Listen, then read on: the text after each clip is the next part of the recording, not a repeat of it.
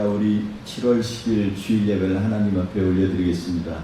우리 다 같이 일어나셔서 서로 문안 인사하면서 주의 사랑으로 사랑합니다.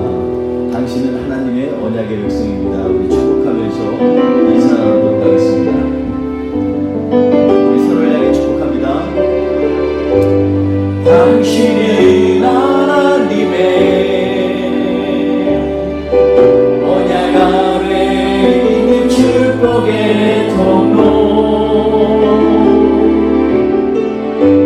당신을 통하여서 열방이 주께 돌아오게 되니, 당신은 하나님의 언약 아래 있는 축복의 통로, 당신을 통하여서 열방이 주께 예배하게 되니, 하나님께서 당신을 통해 당신을 통해 메마른 땅에 샘을 나게 하시기를 가난한 영혼, 목마른 영혼, 당신을 통해 주 사랑하기 원하네. 하나님께서 우리를 통해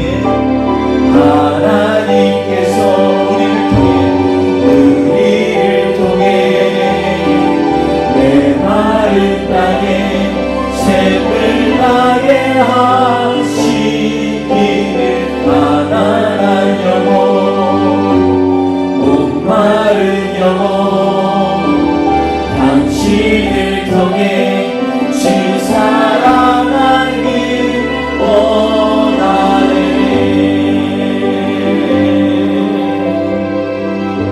서로 주님의 사랑으로 환영합니다. 인사 나누도록 하겠습니다.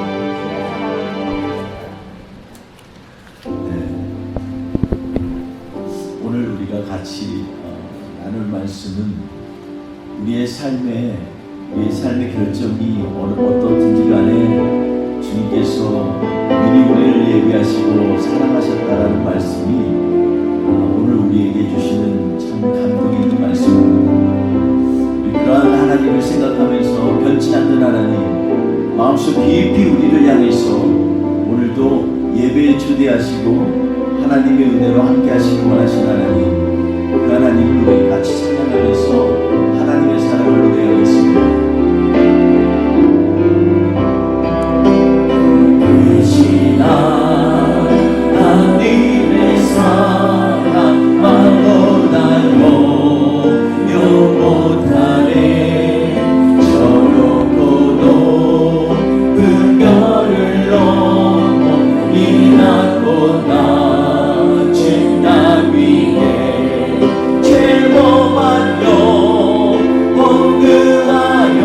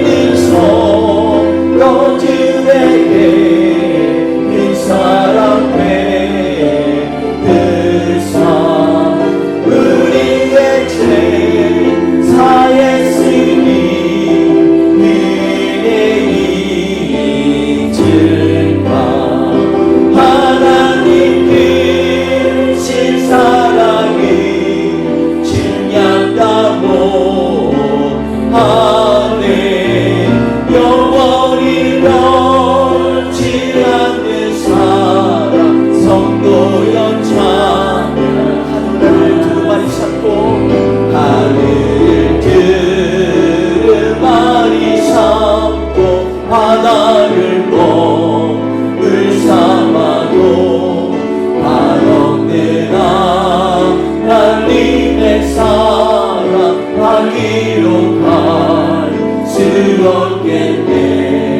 하나님의 크신 사랑 그 어찌 닿았을까. 저 하늘며 제안하며 성도여 찬양하네. 하나님 크신 사랑이 짐작다 못하네. 영원히 변치 않는 사랑 성도여 찬양하세. 하나님 크신 사랑이 증량다 못하네. 영원히 변치 않는 사랑 성도여 찬양하세.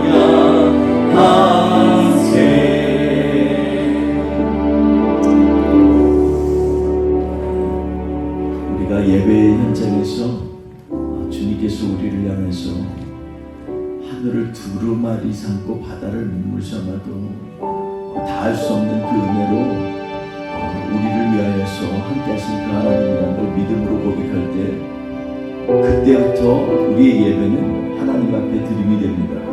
이 시간에 우리의 마음을 주님 앞에 집중하면서 주님께서 우리를 얼마나 사랑했는지, 그리고 우리가 먼저 주님을 찾은 것이 아니라 주님이 우리를 먼저 찾으심을 이 시간에 감사하면서 주 앞에 찬양하며 나아가겠습니다.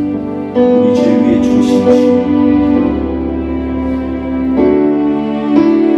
우리 죄 위에 죽으신 주,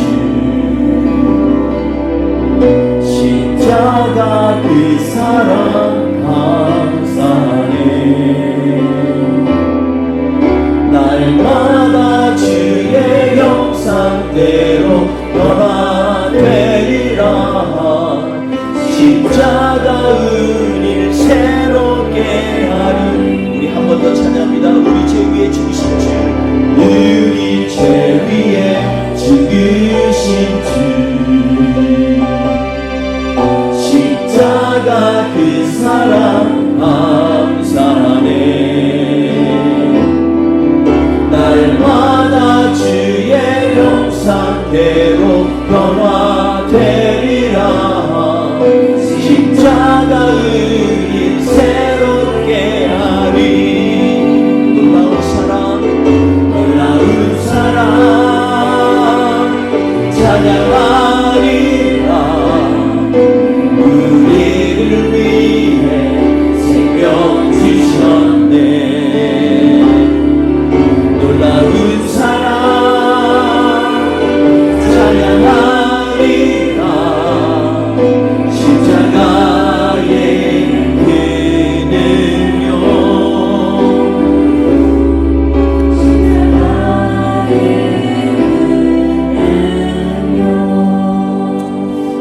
이 시간에 잠시 마음을 주님 앞에 고백하면서 우리가 과연 주님이 십자가에서 흘리신 그 보혈의 능력을 믿습니까? 우리의 삶 가운데 매일마다 우리를 향하여 간절히 하늘에서 중보하시며 우리가 주님의 사랑 가운데 거하기를 원하시는 주님의 그 은혜를 믿습니까? 이 시간에 다시 한번 우리의 심령 가운데 그 주님을 생각하며 이 찬양을 고백하며 나아가겠습니다. 우리 한 번 더 찬양합니다. 우리 죄 위에 죽으신 주님, 우리 죄 위에 죽으신 주, 십자가 그 사랑 감사하네. 날마다 주의 형상대로 변화되리라. 십자가 은혜 새롭게 하리. 놀라운 사랑, 놀라운 사랑 찬양하리.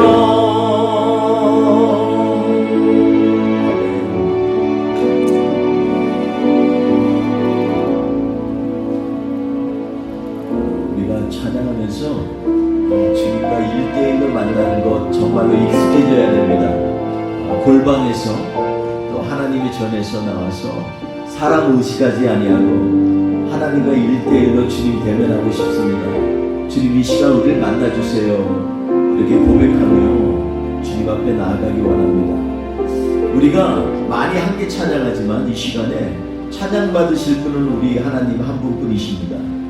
그러니까 그 하나님을 향해서 우리 고백하면서 주님 사랑합니다. 우리의 삶을 드리는 찬양을 주님 앞에 드리겠습니다.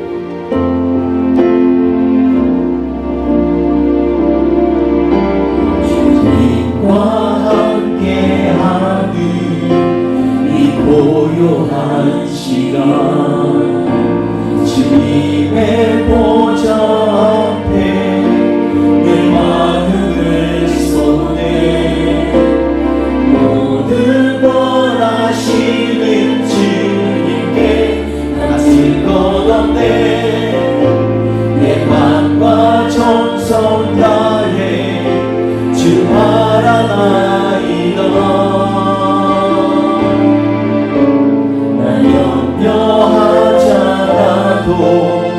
애쓸 것 아시니 나 오직 주의 얼굴 구하게 하소서 나 이해할 수 없을 때라도 감사하며 날마다 순종하며 주 따르오리라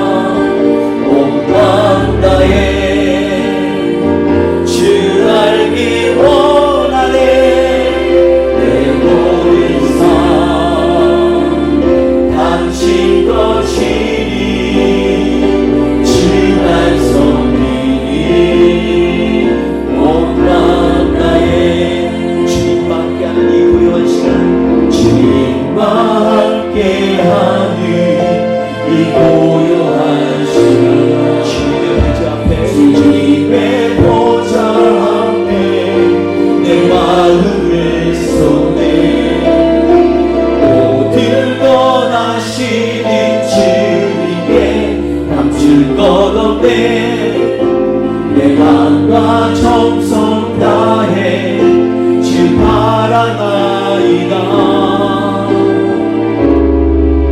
나 염려하지 않아도 애쓸 것 아시니 나 오직 주의 얼굴 구하게 하소서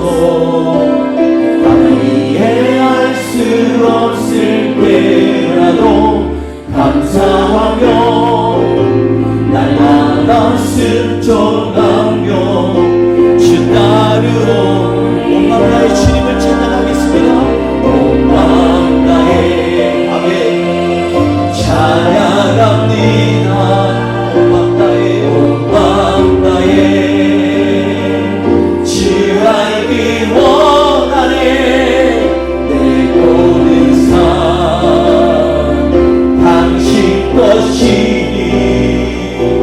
주만 섬기니 온 마음 다해 이 시간에 우리가 큰 소리도 좋고 간절하게 한음성 한음성 또박또박 주님 앞에 고백해도 좋겠습니다. 이 시간에 전적으로 주님 온만 다해서 주님을 사랑하기 원합니다. 여지껏 내 인생 내 맘대로 살았던 거 있다면 주님 이 시간 용서하여 주시고 하나님 내가 원하는 것 정욕과 욕망을 위해서 달려갔던 길이 있다면 주님 이 시간에 우리로 하여금 다시 잠시 멈춰서 주님을 바라보게 하옵소서. 주님 오늘 예배 가운데 온 맘 다해 주님을 찬양할 때 주님 만나게 하옵소서. 우리 같이 주님 앞에 뜨겁게 기도하겠습니다. 하나님 아버지 감사합니다. 주님 우리를 불러주시니 감사합니다. 주님 우리의 잠잠히 주님의 음성을 듣기를 원합니다. 이 시간에 하나님 아버지 우리의 마음을 세워주옵소서. 주님 앞에 굳건히 설 수 있도록 하나님 앞에 온전히 중심을 다하여 마음을 쏟아붓는 예배가 되게 하옵소서. 주님 찬양하며 나아갑니다. 우리 함께 찬양합니다. 온 마음 다해, 온 마음 다해 사랑합니다. 온 마음 다해 주 알기 원하네. 내 모든 삶 당신 것이니 주만 섬기니. 온 마음, 우리의 온 마음을 다해 주님을 찬양합니다. 온 마음 다해 사랑합니다. 고맙습니다 주님. 온 마음 다해 주 알기 원하네. 내 모든 삶 당신 것이니 주만 섬기니. 온 마음 다해 주만 섬기니. 온 마음 다해.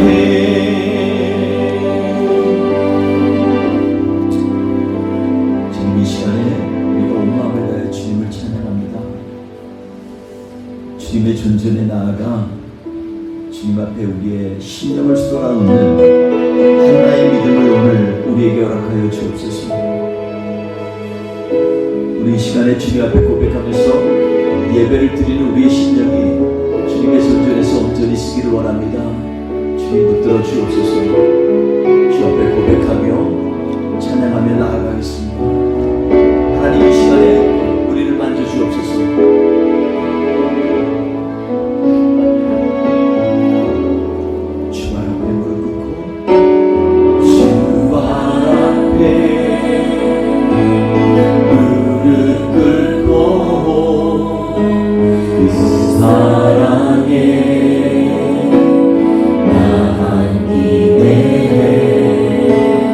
어떤 말도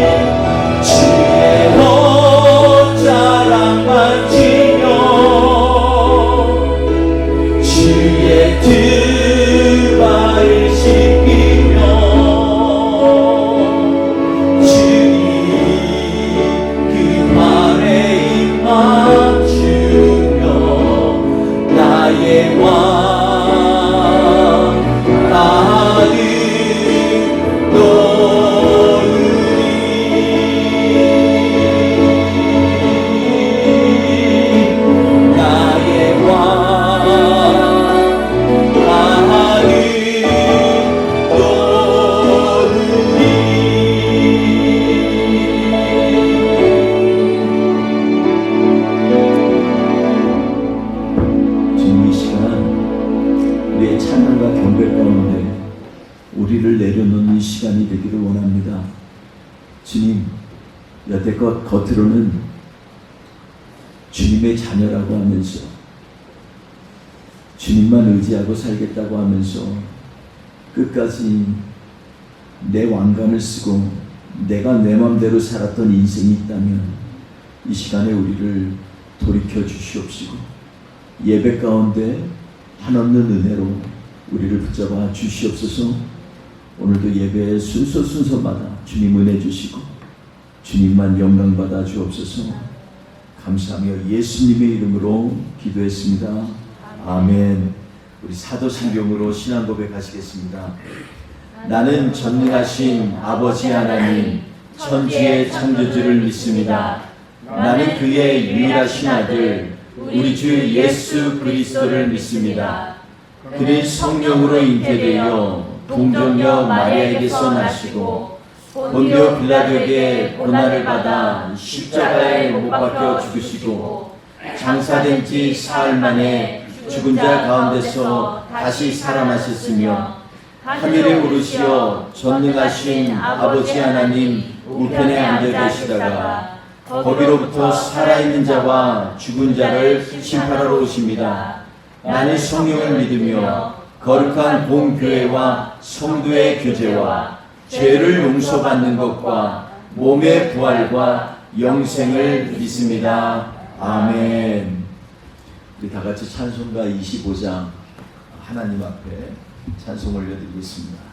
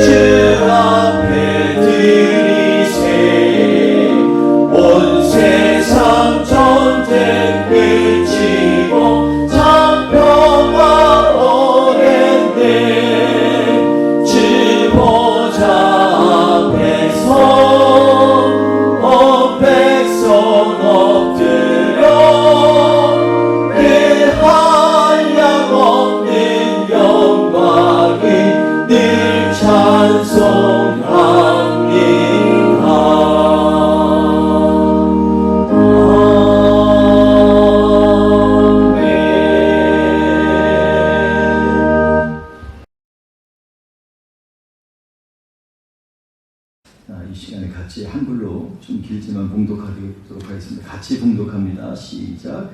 에브라임 산지 라마다임 소빔에 에브라임 사람 엘가나라 하는 사람이 있었으니 그는 여로보암의 아들이요 엘리후의 손자요 도우의 증손이요 스베의 현손이더라. 그에게 두 아내가 있었으니 한 사람의 이름은 한나요 한 사람의 이름은 분인나라. 분인나에게는 자식이 있고 한나에게는 자식이 없었더라.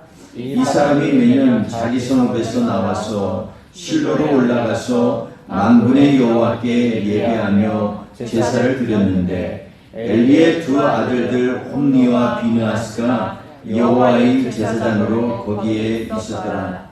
엘가나가 제사를 드리는 날에는 제물의 분깃을 그의 아내 브닌나와 그의 모든 자녀에게 주고 한나에게는 갑절을 주니 이는 그를 사랑함이라. 그러나 여호와께서 그에게 임신하지 못하게 하시니 여호와께서 그에게 임신하지 못하게 하심으로 그의 적수인 브난나가 그를 심히 격분하게 하여 괴롭게 하더라. 매년 한나가 여호와의 집에 올라갈 때마다 남편이 그같이 하매 브닌나가 그를 격분시키므로 그가 울고 먹지 아니하니 그의 남편 엘가나가 그에게 이르되 한나여 어찌하여 울며 어찌하여 먹지 아니하며 어찌하여 그대의 마음이 슬프냐 내가 그대에게 10 아들보다 낫지 아니하냐 하니라. 그들이 실로에서 먹과 마신 후에 한나가 일어나니 그때 제사장 엘리는 여호와의 전 문설주의 의자에 앉아 있었더라. 한나가 마음이 괴로워서 여호와께 기도하고 통곡하며 소원하여 이르되 만군의 여호와여 만일 주의 여종의 고통을 돌보시고 나를 기억하사 주의 여종을 잊지 아니하시고 주의 여종에게 아들을 주시면 내가 그의 평생에 그를 여호와께 드리고 삭도를 그의 머리에 대지 아니하겠나이다. 그가 여호와 앞에 오래 기도하는 동안에 엘리가 그의 입을 주목한즉 한나가 속으로 말하며 입술만 움직이고 음성은 들리지 아니하므로 엘리는 그가 취한 줄로 생각한지라. 엘리가 그에게 이르되 내가 언제까지 취하여 있겠느냐 포도주를 끊으라 하니 한나가 대답하여 이르되 내 주여 그렇지 아니하나이다. 나는 마음이 슬픈 여자라. 포도주나 독주를 마신 것이 아니요 여호와 앞에 내 심정을 통한 것뿐이오니 당신의 여종을 악한 여자로 여기지 마옵소서. 내가 지금까지 말한 것은 나의 원통함과 격분됨이 많기 때문이니이다 하는지라. 엘리가 대답하여 이르되 편안히 가라. 이스라엘의 하나님이 내가 기도하여 구한 것을 허락하시기를 원하노라 하니 이르되 당신의 여종이 당신께 은혜 있기를 원하나이다 하고 가서 먹고 얼굴에 다시는 근심빛이 없더라. 아멘.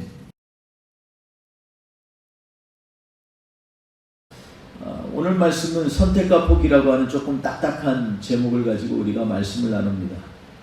인생엔 여러 가지 고난과 문제의 연속이라고 할 수가 있겠습니다. 그럼에도 우리는 매 순간 자이든지 타이든지 간에 선택을 해야 되는 그 선택의 기로에 서 있습니다. 그 선택 때문에 얻는 것도 있고 때때로는 잃어버리는 것도 있습니다. 그 어떤 선택도 좋은 의미에서든지 나쁜 의미에서든지 그 선택한 것에 대한 책임과 대가가 따르기 마련입니다. 그리고 그 선택은 당연히 자신과 맞닥뜨린 현실을 어떠한 눈으로 보는가에 따라 전혀 다른 현상이 일어나고 결정이 되곤 합니다. 오늘 본문에서는 사무엘의 출생에 대해 여러 가지 정황들을 이야기하고 있습니다. 그러나 그 내면에는 인생에 있어서 이 땅에 사는 사람 누구든지 고난과 문제 속에서 늘 시달리고 있고 그 가운데서 어떠한 선택과 결과가 일어날 것인지에 대해서 우리에게 다시 한번 하나님의 메시지를 주고 있습니다. 특히 우리를 주목하게 만드는 오늘 인물들 3명에 대해서 우리가 그분들의 선택과 그리고 그에 따르는 결과들을 보면서 우리의 인생은 어떠한 선택을 가지고서 하나님 앞에 드려지는 것이 좋을까 우리가 기도하며 나아갔으면 좋겠습니다. 각기 정황이 다르지만 각자의 선택과 그 결과가 사뭇 우리가 어떤 선택을 하는 것이 좋을지에 대해서 시사하는 점이 많이 있습니다. 먼저 사무엘상 첫 장을 보면 첫 장을 여는 인물이 나오는데 그분이 바로 누구냐면 사무엘의 아버지 엘가나입니다. 엘가나는 에브라임 사람이다 이렇게 기록되고 있습니다. 쟁쟁한 집안의 자손입니다. 그러니까는 현손 증조 할아버지 위에까지 이렇게 쭉 기록되어 있는 것을 보면 얼마나 그 집안이 대단하고 자랑스러운 집안인지에 대해서 우리도 가히 짐작을 할 수가 있습니다. 1절에 나오는 엘가나의 조상들은요, 성경에 보면 적어도 6번 이상 등장하는 기록되어 있는 쟁쟁한 집안을 대표하는 족장들이었습니다. 그만큼 성경에 6번 나오는 사람은 흔치 않습니다. 그런데 사무엘의 쭉 5대 주까지의 그런 대표적인 인물들을 열거해 놓은 것을 보면 그만큼 이스라엘 역사에 엄청난 영향력을 일으키는 그러한 사람들이었다는 것을 우리는 알 수가 있겠습니다. 그리고 엘가나는 그의 이름과 경건한 습관을 관찰해 보면 알 수 있듯이 아주 하나님 앞에서 열심이고 신앙이 좋은 사람으로 묘사되고 있습니다. 그의 이름 엘가나는 하나님이 소유하셨다라는 뜻을 가지고 있습니다. 그러니까 그의 이름을 보면 그의 인생이 하나님께 붙들린 삶을 살고 있었 싶었던 갈망을 엿볼 수 있겠습니다. 지금 우리로 하면 주님, 저는 주의 것이오니 저를 사용해 주세요. 하나님의 소유라는 것입니다. 내 인생 내 것이 아니고 하나님의 소유라고 하는 그러한 믿음, 정말로 특별한 믿음입니다. 주께 붙들린 인생을 살고 싶었던 사람, 저는 그 사람이 바로 엘가나라고 생각합니다.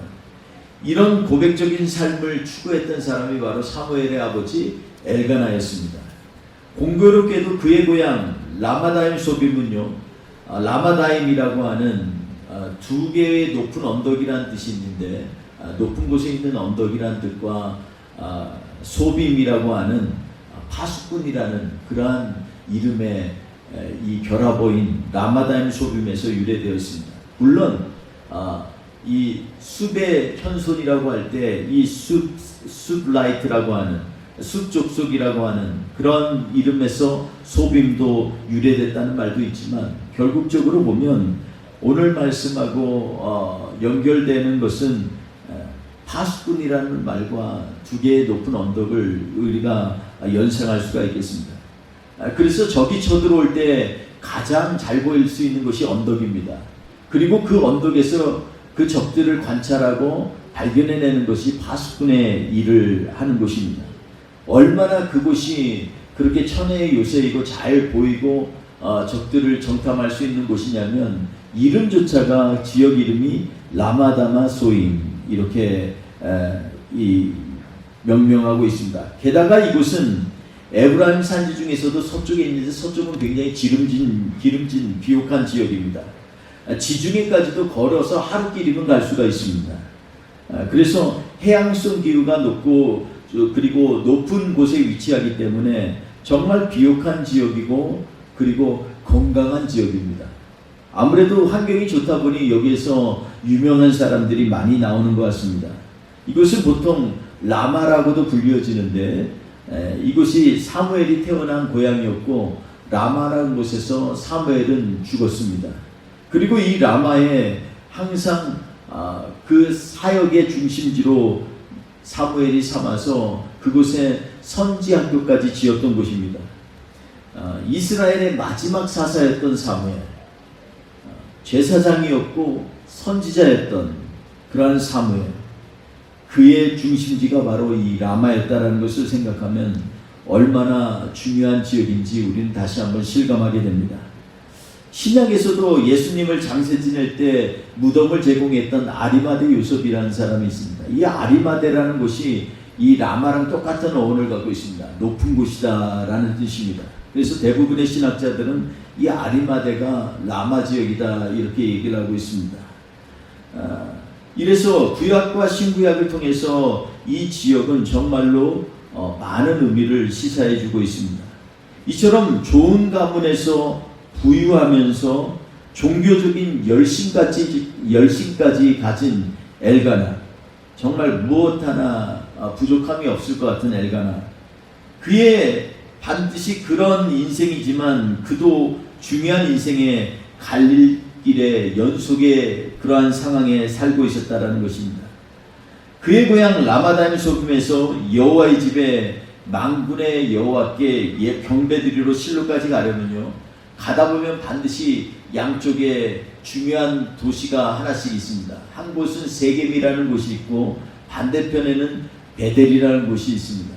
세겜과 베델하면 구약에서 굉장히 갑자기 떠오르는 그러한 인물이 있습니다.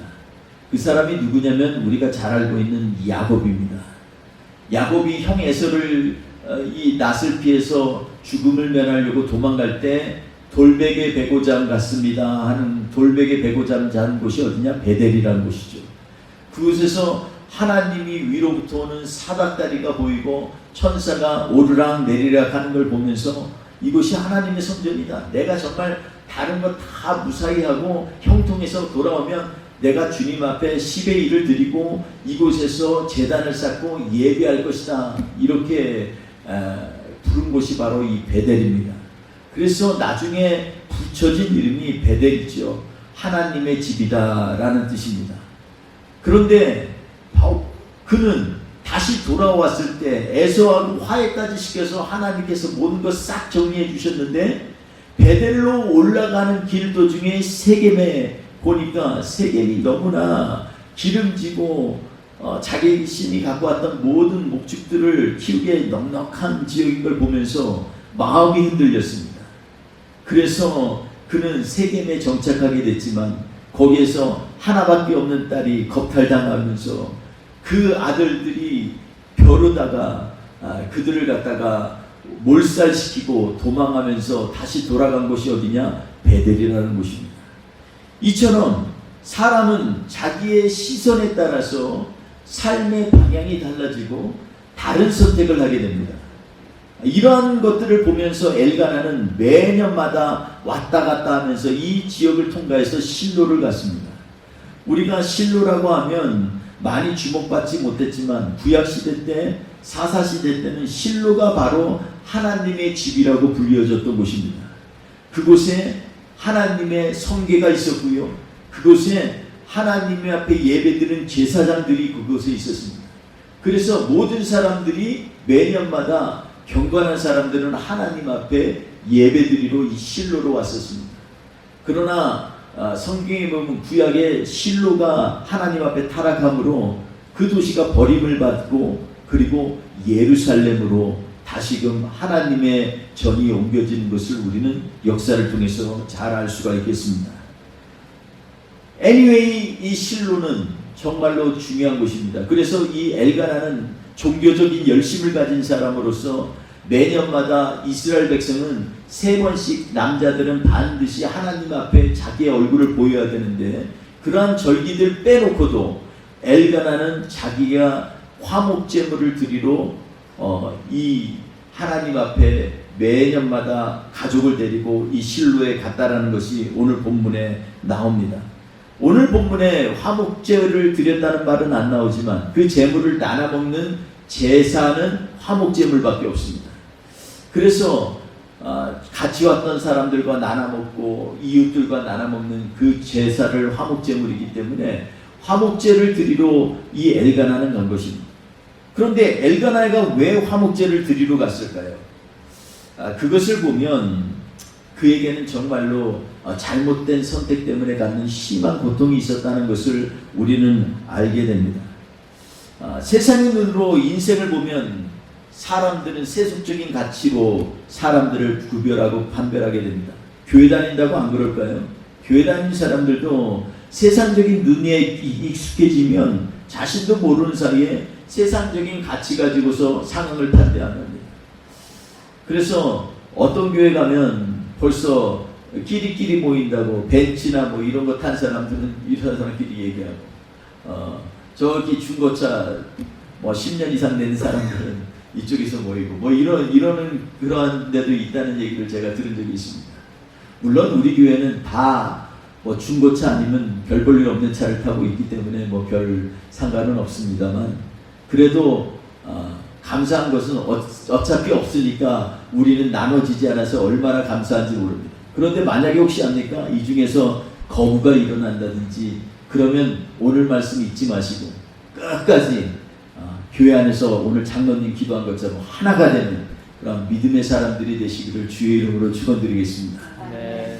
그러나 반면에 하나님의 눈으로 보면, 하나님의 파수꾼의 눈으로 보면 하나님의 섭리 안에서 세상이 보이게 된다는 것, 우리는 오늘 본문 말씀을 통해서 우리는 알게 됩니다.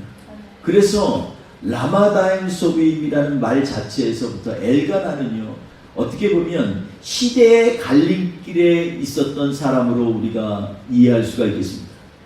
왜냐하면 엘가나로부터 태어난 사무엘이 사사로는 마지막 사사입니다. 사사라는 것은 영어로는 그냥 저지지만, 그러나 사사는 왕 대신에 왕의 하는 일들을 다 행했던 사람들입니다. 왕이 아닐 뿐이지요. 그리고 계승되지 않을 때가 많기 때문에 그냥 사사라고 했지만, 그러나 마지막 사사가 바로 사무엘이었습니다. 그리고 그 이후로는 왕의 시대가 열리는 그런 변혁적인 그러한 시대에 갈림길에 있었던 사람입니다.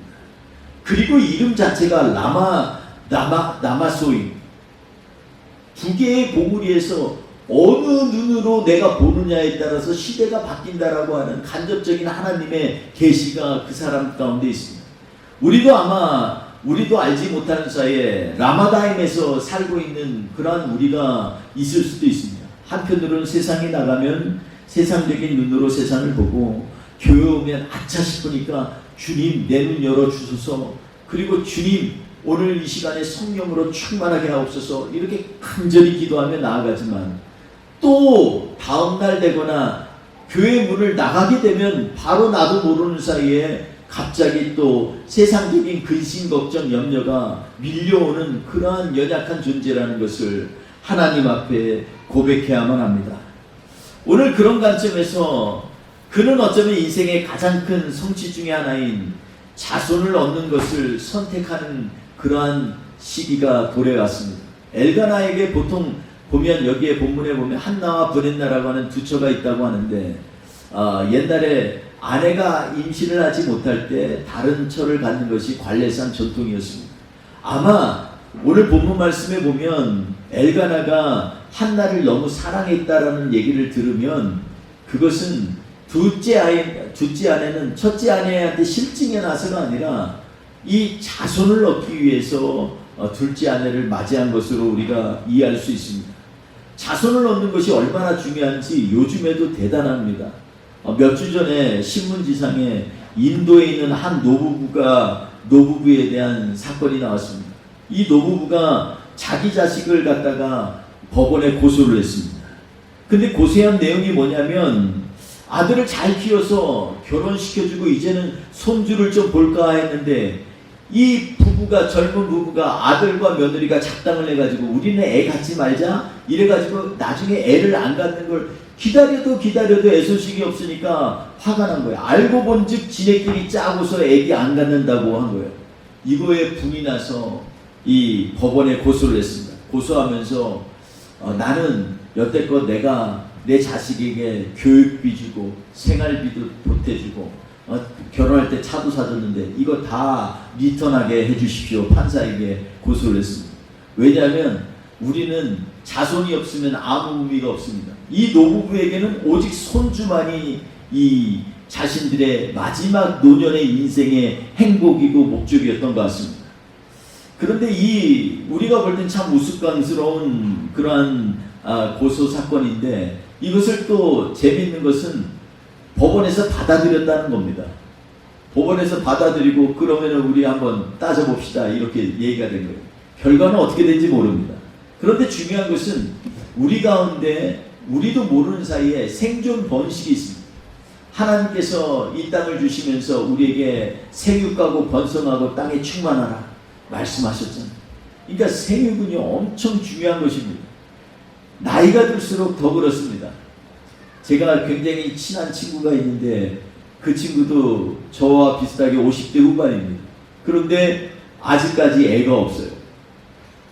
그래서 제가 마음속에 몇 번이라도 좀 이렇게 양자는 어때? 어댑팅 해라 이렇게 얘기를 하고 싶지만 그러지 못해요. 그러다 보니까 서로 이렇게 친한데도 말하기가 어려워서 서먹서먹한 관계가 될 때도 많이 있습니다.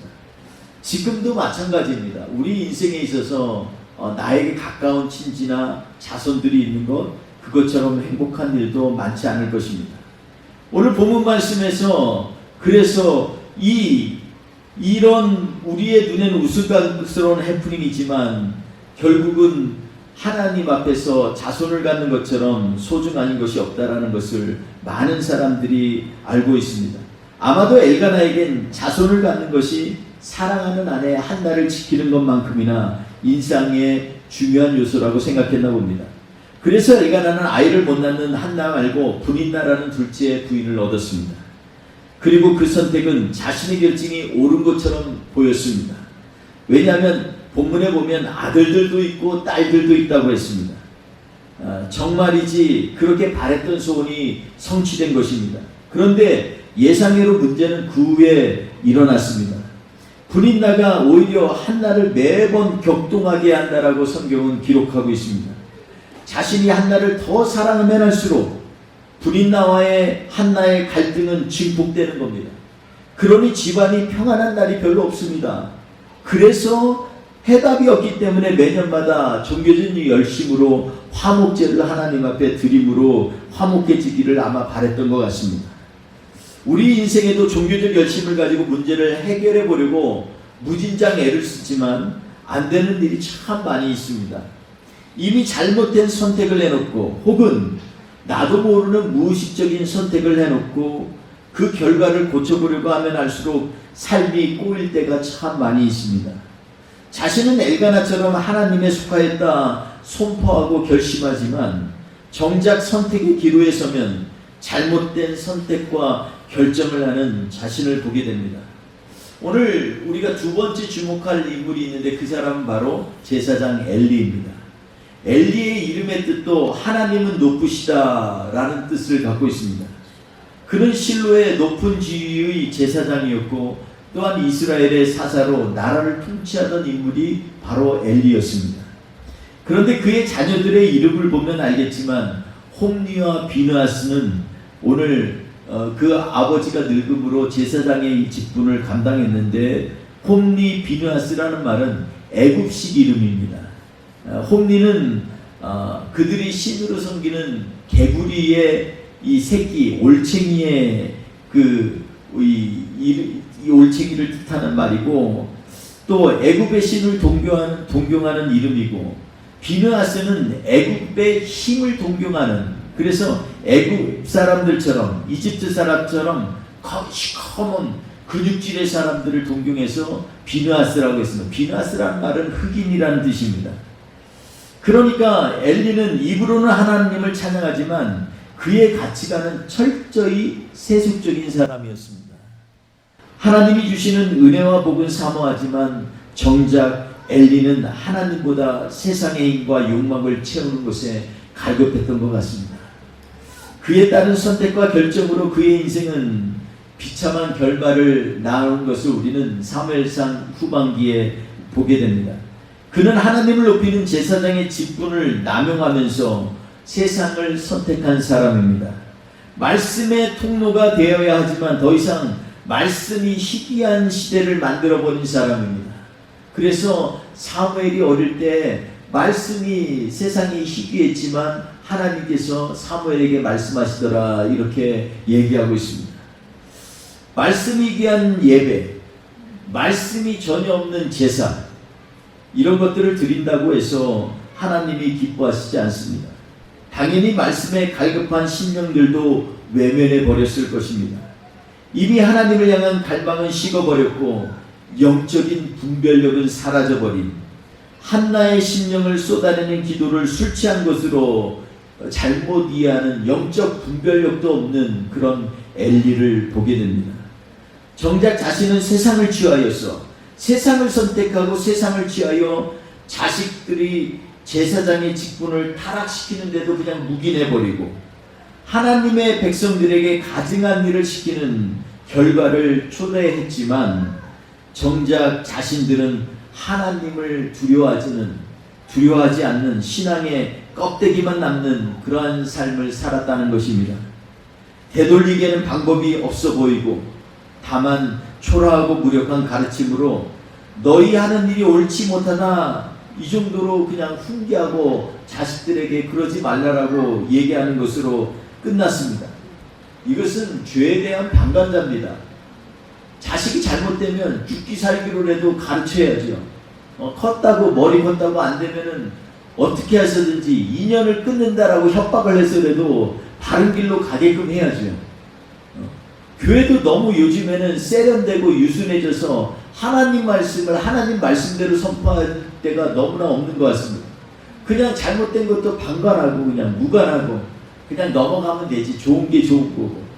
그냥 하나님 앞에 헌금 잘 내고 열심히 잘 내면 그러면 됐지. 이렇게 생각하는 그러한 시대에 혹시 우리는 살고 있지 않나 하는 반성도 해보게 됩니다. 엘리의 선택은 묵인하는 것입니다. 그래서 잘못한 것에서 변화를 주는 그러한 간절한 설득과 진심 어린 충고가 없는 그러한 삶을 살아버렸습니다. 하나님께 자식들의 죄를 고하며 부르짖고 울며 매달려야만 했지만 그러나 그는 다른 선택을 했고 죄에 대해서 무관심하게 일관한 삶을 살았습니다. 다만 현재의 권력을 계승하는 것이 자식을 위한 길이라고 생각하면서 죄를 못 본 척 지나쳐 버렸고 그래서 자식들에게 사사의 지위와 제사장의 지위를 물려주었던 것을 우리는 보게 됩니다. 세 번째, 오늘 또 다른 선택을 한 사람이 있습니다. 그 사람은 우리가 잘 알고 있는 바로 사무엘의 어머니 한나입니다. 한나는 이름처럼 은혜스러운 그러한 여인이었습니다. 한나, 이름도 예쁘죠? 이름의 뜻도 은혜스러운이라는 뜻입니다. 물론 엘가나는 이 분인나, 보석 혹은 다산을 할 수 있는 그러한이라는 뜻을 갖고 있는 분인나라는 또 아내를 받아들이기로 선택하였지만 고통스러운 인생을 사는 한나의 선택은 달랐다는 것을 우리는 주목하게 됩니다. 비록 인생의 라이벌인 분인나가 자식 없음을 조롱하고 격분하였습니다. 자기가 원래 첫째 천데 자식이 없다는 이유로 늘 조롱하고 멸시를 당해야만 했습니다. 얼마나 아픈지 밥도 먹지 못하고 식음을 전폐할 때가 정말 많았다라고 성경은 기록하고 있습니다. 그런데 한나의 이 해결 방법은 달랐습니다. 그는 대적해서 머리 서로 붙잡고 우리나라 말로 소리 머리끄댕이 잡고 붙잡고 싸우는 것이 아니라 아프지만 자기 아픈 심령을 하나님 앞에 쏟아냈고 기도하고 통곡하는 길을 선택하였습니다. 미숙한 사람은 자신의 유익과 이익을 갖는 자리만 이렇게 찾게 되지만 성숙한 사람은 비록 그 길이 어렵고 힘들지라도 하나님이 주시는 믿음의 길을 찾아 나아가는 사람들입니다. 사실 한나가 아이를 낳지 못하는 것은 5절 6절에 반복해서 오늘 기록되어 있는 것처럼 하나님께서 임신을 막았다라고 성경은 반복해 기록하고 있습니다. 성경에서 반복해서 기록하는 것은 그냥 일어난 일이 아니라는 것입니다. 하나님께서 뜻이 있으셔서 그렇게 하셨다라는 것입니다. 성경에서 분명히 그 이유는 잘 모릅니다. 하나님께서 한나를 임신하지 못하게 하셨다는 것, 이것만 강조되고 있습니다. 고대의 여인들 세계에서 아이를 낳지 못하는 것보다 더 저주스러운 일은 없습니다. 자식을 갖는 것은 힘의 상징이고 훈장보다 면류관보다 더 값진 것입니다. 그래서 시편 기자는 127편 3절에 자식은 여호와께서 주신 기업이요 상급이다 이렇게 말씀하고 있습니다. 미숙한 사람이라면 자신의 결함이 적어 보이고 하나님을 원망하였을 수 있습니다. 하나님, 왜 나는 건강한 것 같은데 왜 자식이 없어요? 저 여자는 뭐 나보다 그렇게 뛰어난 것도 아닌 것 같은데 왜 쑥쑥 아들도 잘났고 딸들도 잘났나요? 너무 하나님을 원망하는 마음을 가질 수 있었지만, 그러나 한나는 자신의 아픔과 고통을 분인나에게 향하는 것 대신 하나님 앞에 쏟아놓는 것으로 대신하였다는 것입니다. 주님, 제가 너무 아파요. 제 힘으로 할 수 없어요. 그리고 더 나아가 하나님의 방식을 선택합니다. 그것은 뭐냐면 하나님 앞에 먼저 소원을 하는 겁니다. 만일 저에게 아이를 주시면 그 아이를 평생에 하나님께 드리고 1년이 아닙니다. 그냥 잠깐 교육시키고 훈육시키는 시간, 그냥 어릴 때니까 제사장 모시고 있어라 이런 게 아니라 평생에 라는 말이 있습니다. 평생에. 이 얘기는 뭐예요? 그냥 생명 붙어있는 동안 하나님의 일하라고 하나님 앞에 드린다는 것입니다. 또 하나, 삭도를 대지 않는다라고 얘기하고 있습니다. 삭도를 대지 않는다라는 것은 구약에서 나시린에게 행하는 것입니다. 머리에 예전에 어릴 때 하면 중국 사람들 더우니까 다 머리를 한 번씩 밀어요. 그리고 무슨 일, 작정한 일, 하나님 앞에 헌신날이 있으면 오히려 머리를 밀어요. 그런데 나시린, 하나님 앞에 구별된 사람들은 오히려 머리에 인위적으로 손을 대거나 칼을 대질 않습니다. 그래서 그들을 나신일이라고 합니다. 이것은 절대 쉬운 일이 아닙니다. 아들을 하나님 앞에 드리겠다는 소원은 마치 세상 걸 향하여 거룩한 전쟁을 선포하는 것과 마찬가지입니다. 자식과 누릴 모든 기쁨을 포기하고 하나님을 선택하는 것은 정말이지 큰 고통을 감당하면서도 내리는 그러한 결정이고 인생의 과정이라는 것입니다. 자식과 함께하고 싶을 때마다 긴 그리움과 안타까움의 싸움의 연속입니다. 한나는 지금 당하는 조롱과 멸시보다 더 큰 고통이 기다리고 있을 그 길을 선택하였다는 것입니다. 만약 한나가 내가 이것 때문에 영광받고 자랑스럽게 되고 이런다고 얘기하는 게 아닙니다. 한나가 아기를 한 번 낳으면 계속 낳을까요? 물론 나중에 하나님이 복을 주셔서 태를 여셔서 계속해서 애들을 낳았어요. 그러나 그전에는 한 명도 안 되는데 그게 가능하겠냐는 거죠. 근데 그 한 명을 하나님 앞에 드린다. 사람들이 보면요, 저 여자 조금 어떻게 잘못됐어. 오히려 더 욕먹을 일입니다. 기껏 가족끼리 그렇게 바라고 바랐던 일이 일어나는데 그걸 다 포기했다라는 것입니다. 여러분, 자식과 함께 살고 싶을 때마다 그것보다 조롱과 멸시가 사실은 더 힘든 것입니다. 저는 이것에 대해서 제가 직접 겪고 나서 더 남다릅니다.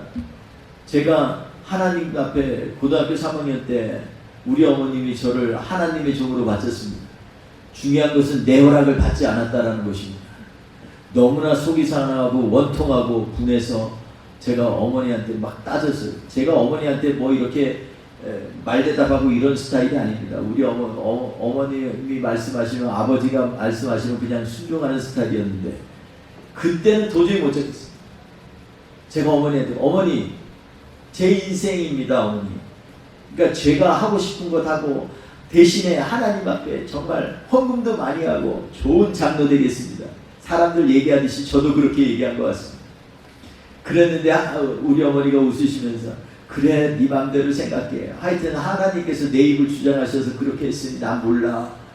그랬는데 제가 그로부터 10여 년이 지나서 하나님 앞에 스스로 헌신하고 서원했던 그러한 기억이 납니다. 그런데 그것으로 끝난 게 아닙니다.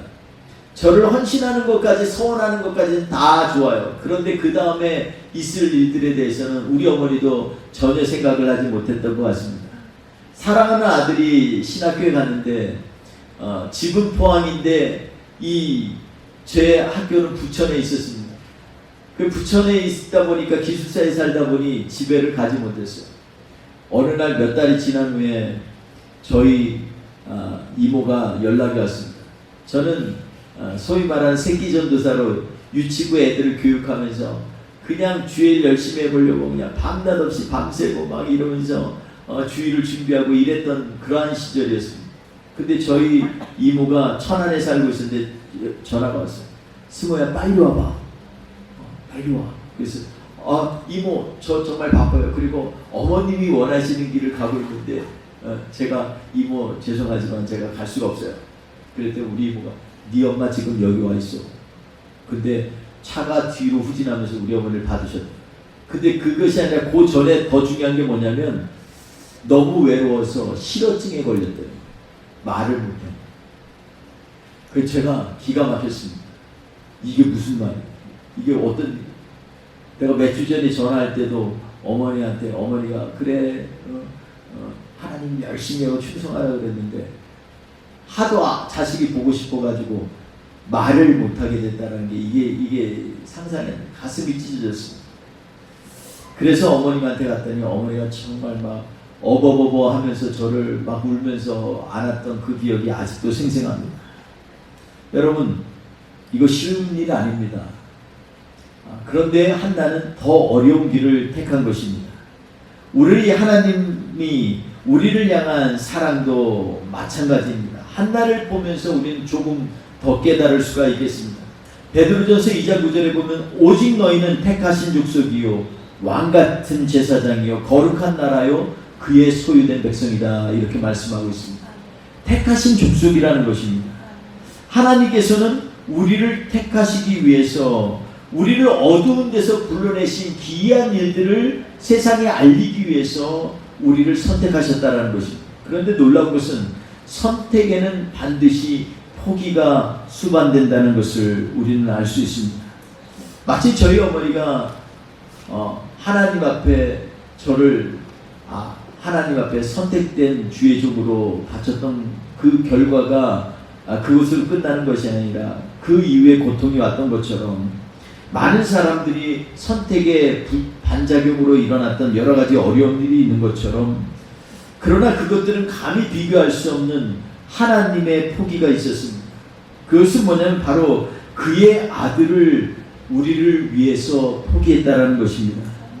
빌립보서 2장 5절에 보면 너희 안에 이 마음을 품으라 곧 그리스도 예수의 마음이니 그는 근본 하나님과 본체이시나 하나님과 동등됨을 취할 것으로 여기지 아니하시고 오히려 자기를 비워 종의 형체를 가져 사람과 같이 되었고 사람의 모양으로 나타나셨음에 죽기까지 자기를 낮추시고 그리고 복종하셨다. 이게 곧 십자가의 죽으심이다, 이렇게 말씀하고 있습니다. 주님이 우리 한 사람 한 사람을 선택하신 데에는 그만한 대가를 지불하셨습니다. 주님은 우리 때문에 그 하나 독생자 아들을 이 땅에 창조자가 피조물로 오셔서 그것도 피조물을 대신해서 죽임을 당하게 하는 그 엄청난 일을 행하셨다라는 것을 우리는 깨닫게 됩니다. 성도 여러분, 주님께서 우리를 선택하시기 위해 자신을 포기하셨다는 거 잊지 마시기 바랍니다.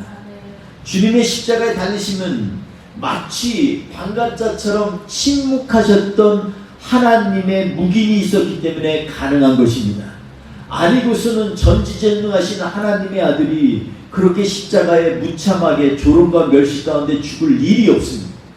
사랑하는 성도 여러분, 우리를 선택하기 위해서 하나님도 방관자로 예수님을 십자가에 달려 죽이셨고 그 예수님도 우리를 위해서 종의 형체로 이 땅에 오셨다는 걸 기억하시길 바랍니다.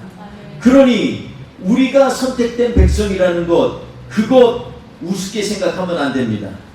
우리가 이제는 주님이 그 선택하셨던 그 은혜에 보답하기 위해서 주님의 자녀답게 살아야만 합니다. 그러려면 한나처럼 간절히 주님 앞에 부르짖어야 됩니다.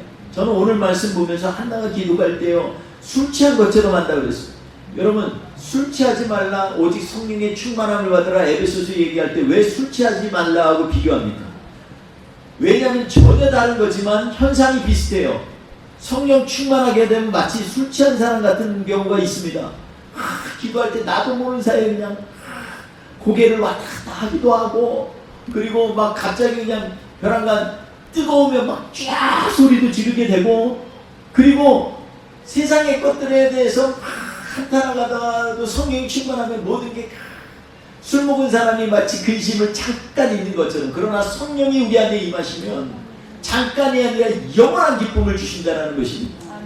여러분, 성령의 충만함을 받는 것, 그 가운데 특별히 성령이 충만해서 그냥 잔에 가득 찬 상태도 중요하지만 성경에서 뭐라고 하느냐, 시편에서 다윗이 얘기합니다.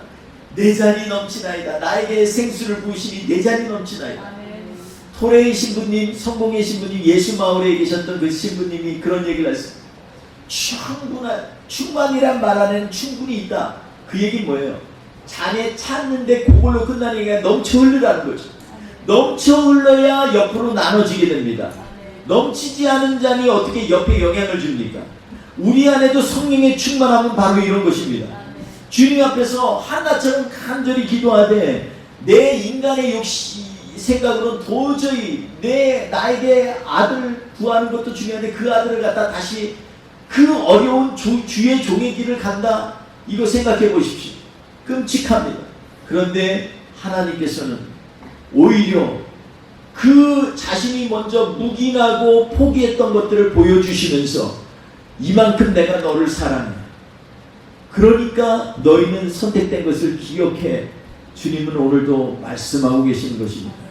사랑하는 성도 여러분, 그러므로 늘 깨어 있어서 성령 충만하여서 주님이 선택하시고 포기하심을 늘 상기하면서 그 은혜 가지고 오늘 열악하고 어려운 일이 있더라도 그래도 주님이 나를 붙잡으셨어. 나를 부르셨으니 뭐 이까지쯤이야. 승리하며 나아가는 우리가 되어야 되겠습니다. 오늘 주님 앞에 선포하면서 주님 나를 붙잡아 주시옵소서. 성령 충만하게 하시고 한나의 기도 이상으로 내 기도를 통해서 하나님의 역사가 사람의 눈으로도 보이게 하여 주시고 하나님 영광받는 일들이 우리의 삶 가운데 곳곳에 일어나게 하여 주옵소서. 기도하며 나가시는 한 주가 되시기를 주의 이름으로 축원드리겠습니다. 기도하겠습니다. 우리 잠시 눈을 감겠습니다.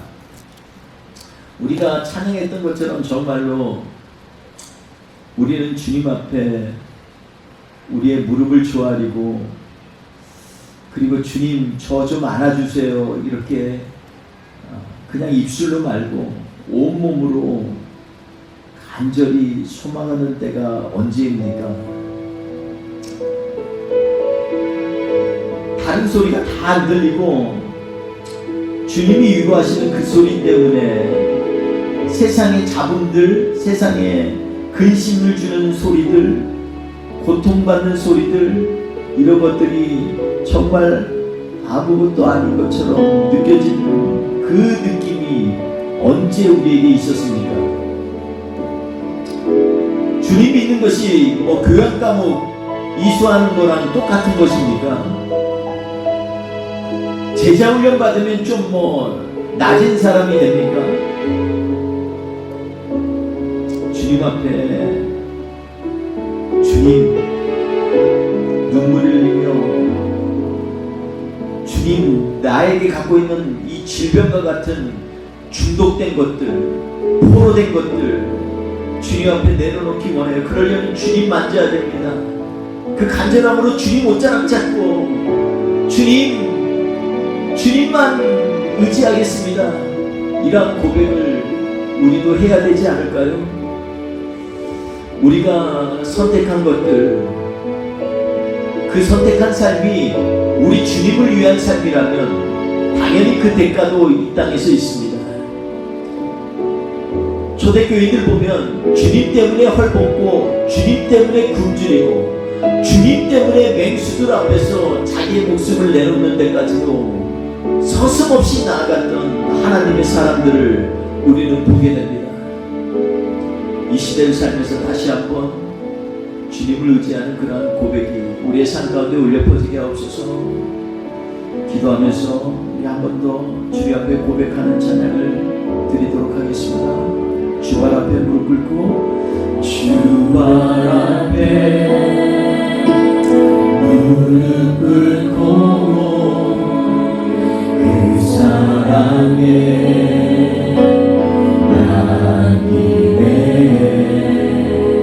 어떤 말도 그 어떤 소리도 그 말 앞에서 잠잠해지네.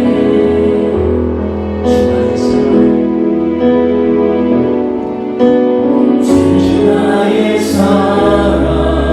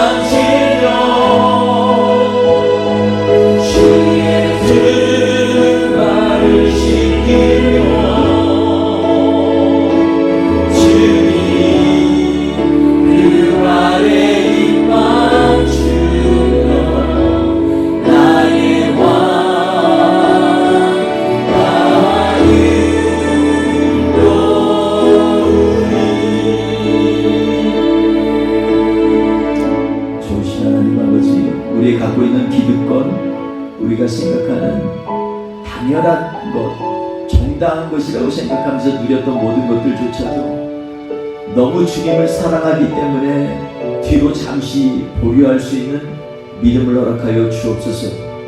우리의 마음에 하나님의 말씀이 울려 퍼질 때 주님 아멘으로 화답하게 하여 주시옵소서. 이번 한 주도 주님 붙들고 승리하게 하여 주옵소서. 주님만이 우리의 삶의 왕이시고 우리의 마스터임을 고백하며 한 주도 주님 때문에 좀 더 핍박받고 좀 더 어려움 당해도 감사하며 승리하며 나아가는 우리가 되게 하옵소서. 감사하며 예수님의 이름으로 기도합니다. 아멘. 지금은 우리 구주 예수 그리스도의 은혜와 아버지 하나님의 크신 사랑하심과 성령의 동행하심, 이 시간에 하나님 앞에 결단하며 하나님의 제자의 자리의 삶으로 주님, 그 무엇보다 주님을 사랑해서 나의 것들을 포기하는 그러한 믿음으로 나아가기로 결단하는 하나님의 백성들 머리머리 위에 지금부터 영원토록 함께 하시기를 간절히 축원하옵나이다. 아멘.